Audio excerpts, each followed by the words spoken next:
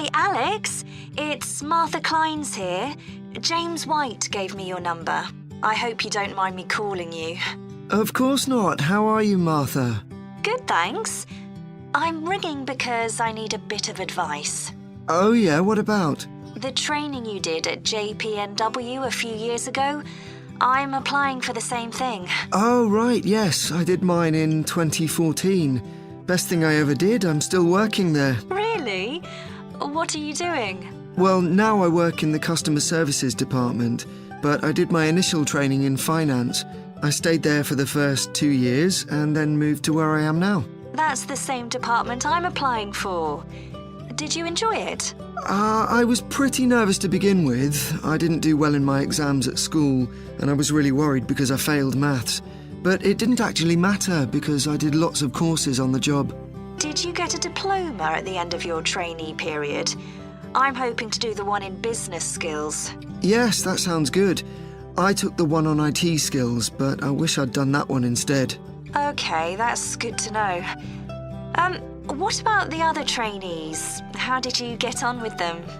There were about 20 of us who started at the same time, and we were all around the same age. I was 18, and there was only one person younger than me who was 17.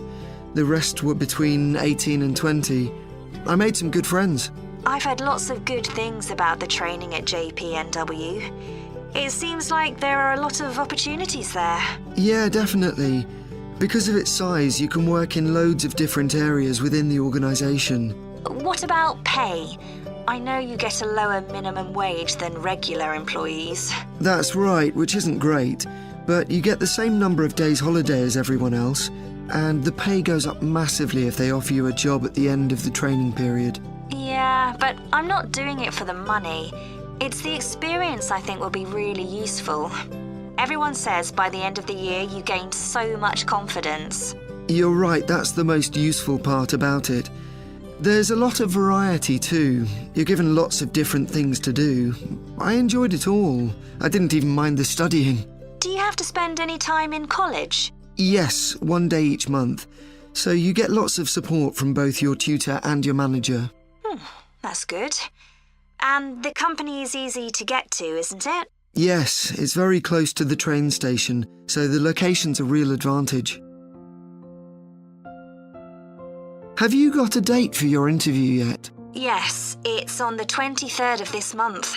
So long as you're well prepared, there's nothing to worry about. Everyone's very friendly. I am not sure what I should wear. What do you think? Nothing too casual, like jeans, for example. If you've got a nice jacket, wear that with a skirt or trousers. Okay, thanks. Any other tips? Well, I know it's really obvious, but arrive in plenty of time. They hate people who are late. So make sure you know exactly where you have to get to. And one other useful piece of advice my manager told me before I had the interview for this job is to smile. Even if you feel terrified, it makes people respond better to you. I'll have to practice doing that in the mirror. Yeah, well, good luck. Let me know if you need any more information. Thanks very much. Section 2. Hi everyone, welcome to the Snow Centre. My name's Annie. I hope you enjoyed the bus trip from the airport. We've certainly got plenty of snow today. Well, you've come to New Zealand's premier snow and ski centre, and we've a whole load of activities for you during your week here. Most visitors come here for the cross-country skiing, where you're on fairly flat ground for most of the time, rather than going down steep mountainsides. There are marked trails, but you can also leave these and go off on your own, and that's an experience not to be missed. You can go at your own speed. It's great aerobic exercise if you really push yourself. Or, if you prefer, you can just glide gently along and enjoy the beautiful scenery. This afternoon, you'll be going on a dog sled trip. You may have seen our dogs on TV recently racing in the Winter Sled Festival. If you want, you can have your own team for the afternoon and learn how to drive them, following behind our leader on the trail. Or if you'd prefer, you can just sit back in the sled and enjoy the ride as a passenger. At the weekend, we have the team relay event, and you're all welcome to join in. We have a local school coming along, and a lot of the teachers are taking part too. Participation rather than winning is the main focus, and there's a medal for everyone who takes part. Participants are in teams of 2 to 4, and each team must complete 4 laps of the course. For your final expedition, you'll head off to Mount Frenna wearing a pair of special snowshoes which allow you to walk on top of the snow. This is an area where miners once searched for gold, though there are very few traces of their work left now. When the snow melts in summer, the mountain slopes are carpeted in flowers and plants. It's a long ascent, though not too steep, and walkers generally take a couple of days to get to the summit and return. You'll spend the night in our hut halfway up the mountain. That's included in your package for the stay. It's got cooking facilities, firewood and water for drinking. For washing, we recommend you use melted snow, though, to conserve supplies. We can take your luggage up on our snowmobile for you for just $10 a person. The hut has cooking facilities, so you can make a hot meal in the evening and morning, but you need to take your own food. The weather on Mount Frenna can be very stormy. In that case, stay in the hut. Generally, the storms don't last long. Don't stress about getting back here to the centre in time to catch the airport bus. They'll probably not be running anyway. We do have an emergency locator beacon in the hut, but only use that if it's a real emergency, like if someone's ill or injured. Now, let me tell you something about the different ski trails you can follow during your stay here. Highland Trail's directly accessible from where we are now. This trail's been designed to give first-timers an experience they'll enjoy regardless of their age or skill, but it's also ideal for experts to practice their technique. Then there's Pine Trail. If you're nervous about skiing, leave this one to the experts. You follow a steep valley looking right down on the river below. Scary! But if you've fully mastered the techniques needed for hills, it's great fun. Stony Trail's a good choice once you've got a general idea of the basics. There are 1 or 2 tricky sections, but nothing too challenging. There's a shelter halfway where you can sit and take a break and enjoy the afternoon sunshine. And finally, Losers Trail. This starts off following a gentle river valley, but the last part is quite exposed, so the snow conditions can be challenging. If it's snowing or windy, check with us before you set out to make sure the trail's open that day. Right, so now if you'd like to follow me, we'll get started.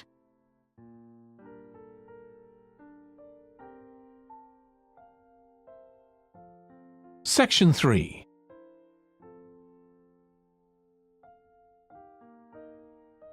I still got loads to do for our report on nutritional food labels. Me too. What did you learn from doing the project about your own shopping habits? Well, I've always had to check labels for traces of peanuts in everything I eat because of my allergy. But beyond that, I've never really been concerned enough to check how healthy a product is.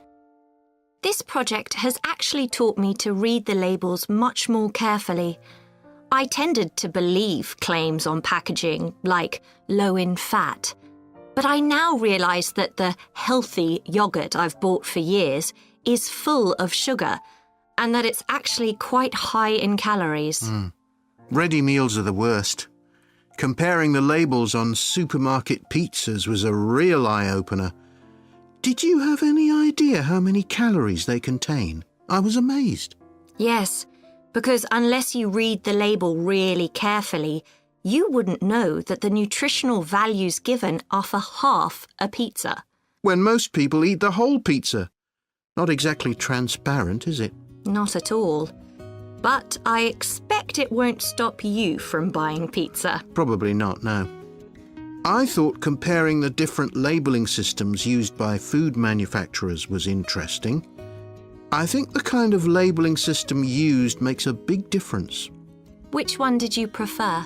I liked the traditional daily value system best, the one which tells you what proportion of your required daily intake of each ingredient the product contains. I'm not sure it's the easiest for people to use, but at least you get the full story.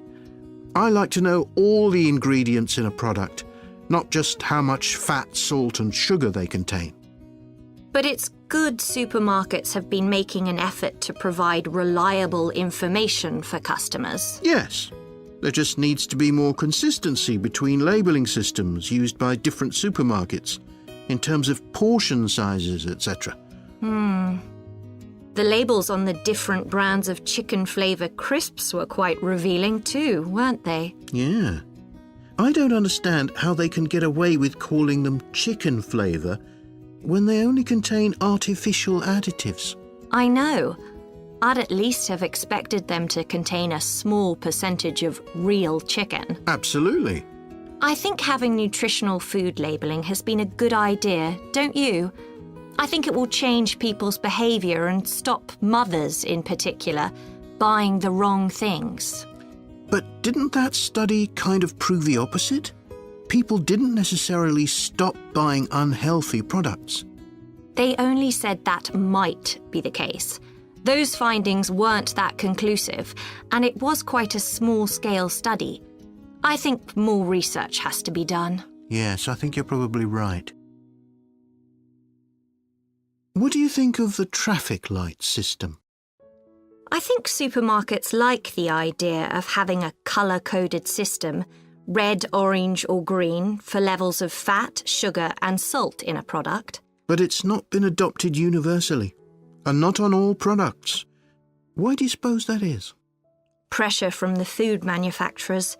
Hardly surprising that some of them are opposed to flagging up how unhealthy their products are. I'd have thought it would have been compulsory. It seems ridiculous it isn't. I know. And what I couldn't get over is the fact that it was brought in without enough consultation. A lot of experts had deep reservations about it. That is a bit weird.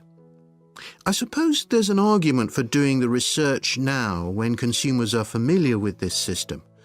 Yeah, maybe. The participants in the survey were quite positive about the traffic light system. But I don't think they targeted the right people. They should have focused on people with low literacy levels, because these labels are designed to be accessible to them. Yeah. But it's good to get feedback from all socio-economic groups, and there wasn't much variation in their responses. No. But if they hadn't interviewed participants face-to-face, they could have used a much bigger sample size. I wonder why they chose that method. Dunno. How were they selected? Did they volunteer or were they approached? I think they volunteered. The thing that wasn't stated was how often they bought packaged food. All we know is how frequently they use the supermarket.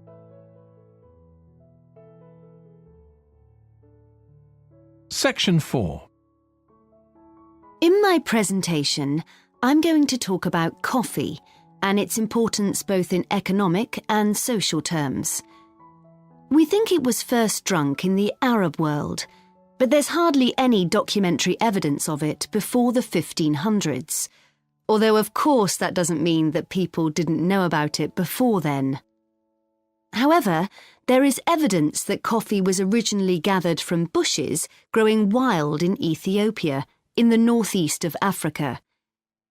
In the early 16th century, it was being bought by traders, and gradually its use as a drink spread throughout the Middle East. It's also known that in 1522, in the Turkish city of Constantinople, which was the centre of the Ottoman Empire, the court physician approved its use as a medicine. By the mid-1500s, coffee bushes were being cultivated in the Yemen, and for the next 100 years, this region produced most of the coffee drunk in Africa and the Arab world. What's particularly interesting about coffee is its effect on social life. It was rarely drunk at home, but instead, people went to coffee houses to drink it. These people, usually men, would meet to drink coffee and chat about issues of the day. But at the time, this chance to share ideas and opinions was seen as something that was potentially dangerous. And in 1623, the ruler of Constantinople demanded the destruction of all the coffee houses in the city, although after his death, many new ones opened and coffee consumption continued. In the 17th century, coffee drinking spread to Europe, and here too, coffee shops became places where ordinary people, nearly always men, could meet to exchange ideas. Because of this, some people said that these places performed a similar function to universities. The opportunity they provided for people to meet together outside their own homes and to discuss the topics of the day had an enormous impact on social life, and many social movements and political developments had their origins in coffeehouse discussions.